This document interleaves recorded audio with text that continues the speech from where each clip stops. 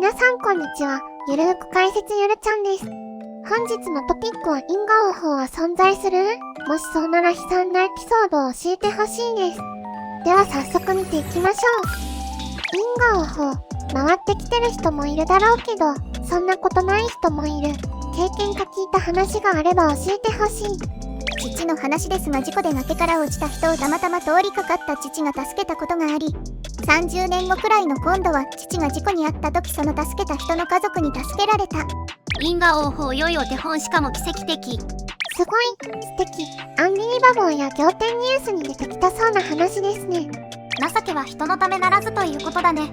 この話聞いて因果応報はあると確信しました。因果応報って悪いことをした人に罰や天罰が落ちるマイナスのイメージだけど、それだけじゃなく良い行いをすれば良い形で自分に戻ってくるっていう意味もあるから、このケースも因果応報だね。もちろん良い方の。因果応報は残念ながらその人の子供に帰ってきたりする。私の姉、警察にもお世話になったことがあるけど、普通に結婚して専業主婦してて、私に人生楽勝、因果応報なんてない、強い者が勝つとかよく言っていた。でも子供がひどいことに巻き込まれて自恋したよ。旦那さんも蒸発して、結果姉も自恋しました。作り話のような本当の話です。子供に帰ってきたとして、それを苦しめる体質の人なら効果あるけど、私関係ないし、と平気な親もいるからな。来るなら本人、来るならのびのびにせず、直ちにお願いしますって感じだよね。たまかもしれないけど、私の母は昔どこどこの誰々さんの娘3匹子守なんだって、家族が大変よねとか、誰々さんちの息子さん高校中退してフラフラしてるんだってとか、独身は性格難ありの人多いとか、よく他人事のように言ってたけど、今私大学中退の引きこもりで、結婚適齢期だけど彼氏いないどころか人生で一度もできたことないわ。因果応報あるかはわかんないけど、明日は我が身だからあんまり人のことバカにしない方が自分のためだと思う。因果応報ってあれって本人が罪悪感があるとか相手に悪いことをしたって思ってないと帰らないらしいと聞いたから、本気で何とも思ってなくて忘れていたり、むしろ相手にとっていい経験をさせてやったとか思ってると、いいことをしたって満足してるから、その満足のエネルギーが帰るらしい。要は因果応報などない、好きに生きたものが勝ちだった。人にひどいことした人は人に、お金にこすいことした人はお金に、痛い目に遭う。人生は短いようで長い。下手すると10年単位はかかるが、忘れた頃にびっくりするような話が耳に入ってくる。その時は皆、いい気になってても知って返しは必ず来ます。怖いくらいに。自分から父が浮気しまくりで愛人を何人も作っている人だった。一方私は恋愛も結婚もうまくいかず、今は独り身だし、もう子供を持つこともない年齢。父が人様の娘を不幸にした報いが私に来てると思ってる。親の因果が子に報いって言葉もあるからね。うちの父親も女泣かせてきたタイプだから、私も父親に向ける女たちの恨みを受け止めてご縁がないと思ってる。私は因果応報ないと思ってる。だってそれ言ったら、重い病気になった人や障害を持つ子供の浸透、過去に他人に何かしでかしたから今があるんだろってことになるよね。誰だって人を傷つけるし傷つけられるし、病気にもなるし癌にもなる。何にもない人間なんていないんだよ。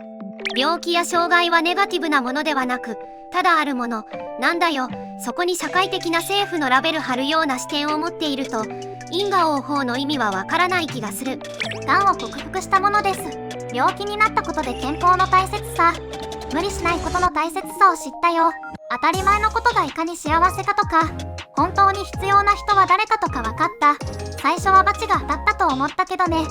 いろいろ無理しすぎたツケかなって今は思ってる。キャンサーギフトってあるらしいけど、それかもね。乗り越える人と旅立つ人、それは運命で因果応報ではないと思うけど、私はまだこの世の課題があるんだろうね。うちの子を骨折させ謝らなかった男の子が中学受験失敗した挙句万引きで捕まったと聞いて、ほら見ろと思った。隣の家の子の親に中学受験の前から監視されたり、子供を仲間外れさせられてたけど、その子は受験失敗。大学にも行けずにとって聞いてそうだろうと思った。車に傷つけられたり、お資金を借りたりひどかった。こういうエピソード見ると、まっとうに生きる勇気が湧いてくる。ありがとう。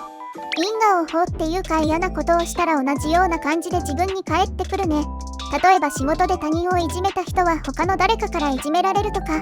これね、ちょっとしたミスをした新人を皆がいる前で大声で怒鳴りつけた上司があっさり同じミスをしたもその時の上司の言い訳が醜くて見ていられなかった。因果応報とはちょっと違うかもしれない。焼酎高とたくさんの人の悪口言って気に入らない人に嫌なあだ名をつけて面白がっていた女がいた。結婚式をするはずだった日が本人の母親のお葬式に変わったって、たくさんの人の恨みの矢が放たれたのかな。すごいエピソードだね。本人は因果応報と気づくのか、ただの悪い事象としか思わないのか。友人の友人くらいな距離感の知り合いのご夫婦の話。夫婦は同い年で、夫の方が仕事先の一回りかの子と不倫して結局離婚。役立つ婚になった。子供も生まれて数年間は幸せに暮らしてたみたいだけど、昨年不倫夫がまだ50の若さで急逝した。因果応報だなと思った。うちの母親の不倫相手も急死したわ。うちの母親頭弱いから平気で娘に不倫相手お友達って言っての話する。私も結婚して子供生まれた時に孫できてもまだ不倫続けるのかって思ってた矢先に死んだみたい。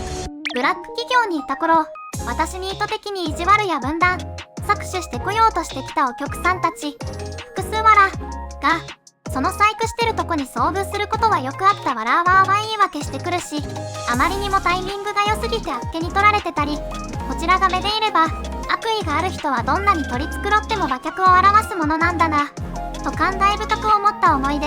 愛は勝つって言葉、割とマジなんだな。いいエピソードだね。それわかる。